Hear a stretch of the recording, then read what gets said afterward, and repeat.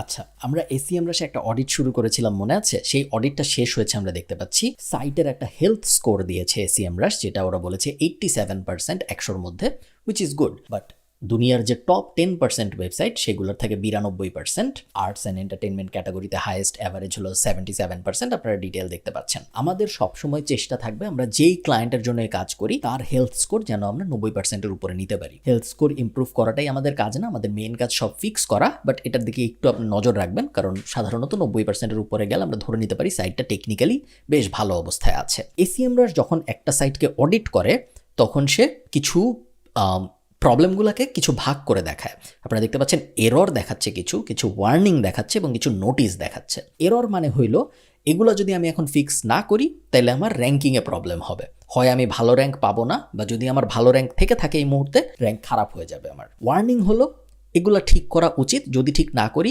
নিকট ভবিষ্যতে আমার র্যাঙ্কিংয়ে প্রবলেম হবে।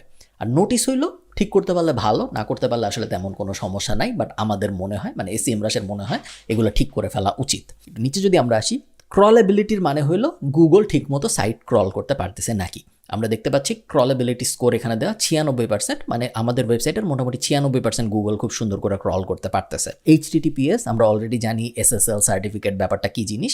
সো এইচটিটিপিএস ঠিকঠাক আছে নাকি, আমাদের 99% পেজের জন্য এইচটিটিপিএস ঠিকঠাক মতো আছে, কোনো টেনশন নাই। ইন্টারন্যাশনাল এসইও, আমাদের এই ওয়েবসাইট ইন্টারন্যাশনাল এসইওর জন্য এনাবলড না। আমরা চাই না এই ওয়েবসাইটটাকে দুনিয়ার সব লোকেশনে আলাদা আলাদাভাবে র্যাঙ্ক করতে, সো এটা আমাদের জন্য ভ্যালিড না। কোর ওয়েব ভাইটাল 0%, সো আমরা খুবই বাজে স্কোর করেছি এটায়।